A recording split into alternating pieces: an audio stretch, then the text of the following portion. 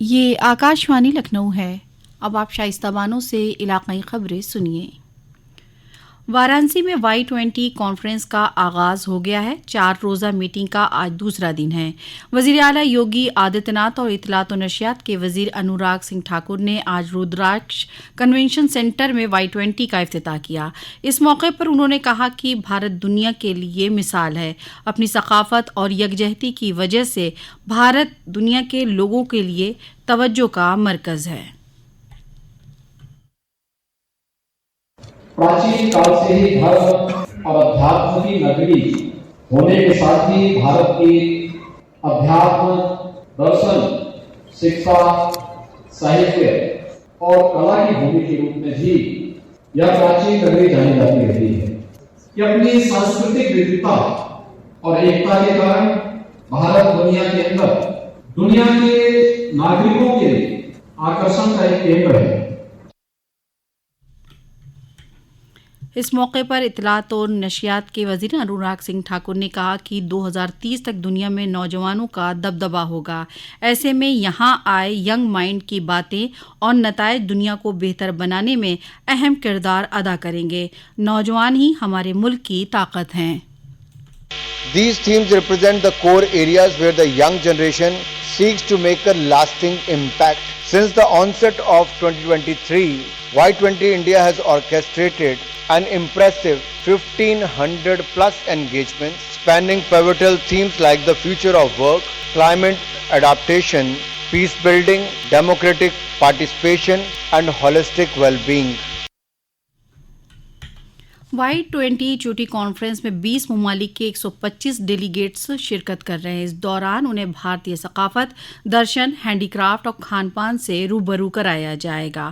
Y20 conference کا انعقاد مرکزی نوجوان امور اور کھیل وزارت کے ذریعے کیا جا رہا ہے۔ وزیر داخلہ اور امداد باہمی کے وزیر امت شاہ نے آج گریٹر نوئیڈا CRPF کیمپ میں 4 کروڑواں پودا لگایا۔ اس کے علاوہ وزیر داخلہ CRPF کے مختلف پروجیکٹوں کا معنون بھی کیا۔ جناب شاہ کا آج کرپکو بھون میں بھی پروگرام ہے۔ اس سال CRPF کے لیے 1.5 کروڑ پودے کا ہدف طے کیا گیا ہے۔ ہدف پورا ہونے پر شجرکاری میں پودوں کی تعداد 5 کروڑ ہو جائے گی۔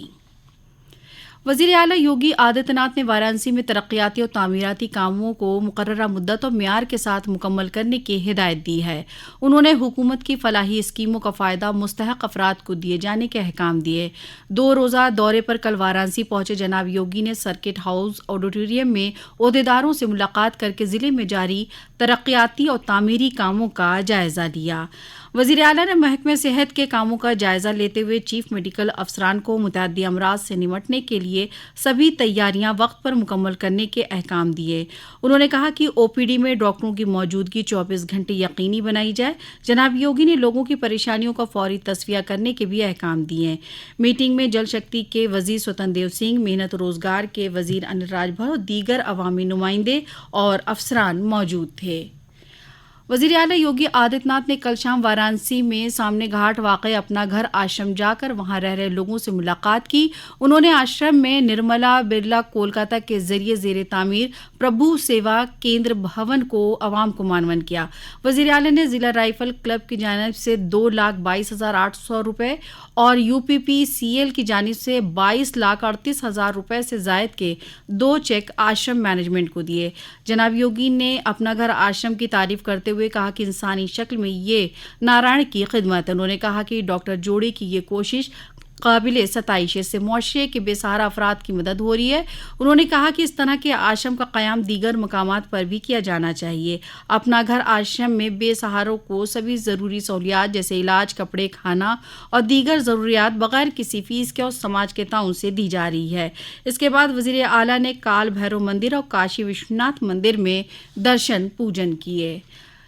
نائب وزیر اعلیٰ برجیش پاٹھک نے کل لکھنؤ میں سبھی طبی اداروں کے سربراہان کی میٹنگ میں ہدایت دی کہ باہر کی دوائیں قطعی نہ لکھی جائے۔ انہوں نے کہا کہ مریضوں کو طبی سہولیات فراہم کرانا حکومت کی ترجیحات میں ہے۔ مریضوں کو لے کر لاپرواہی برتنے والوں کے خلاف سخت کارروائی کی جائے گی۔ مئو ضلع کی گھوسی سیٹ پر ضمنی انتخاب کے لیے پرچہ نامزدگی کی جانچ آج کی جا رہی ہے۔ پرچہ داخل کرنے کا کل آخری دن تھا۔ سماجوادی پارٹی کے امیدوار سدھاکر سنگھ سمیت 13 امیدواروں نے کل پرچہ داخل کیا۔ اس سیٹ پر تقریباً 17 امیدواروں نے نام داخل کیے ہیں۔ بہوجن سماج پارٹی نے ضمنی انتخاب میں اپنا امیدوار نہیں اتارا ہے۔ اس سیٹ پر ووٹنگ 5 ستمبر کو اور ووٹ شماری 8 ستمبر کو ہوگی۔ اسی کے ساتھ آکاش وانی لکھنؤ سے علاقائی خبریں ختم ہوئیں۔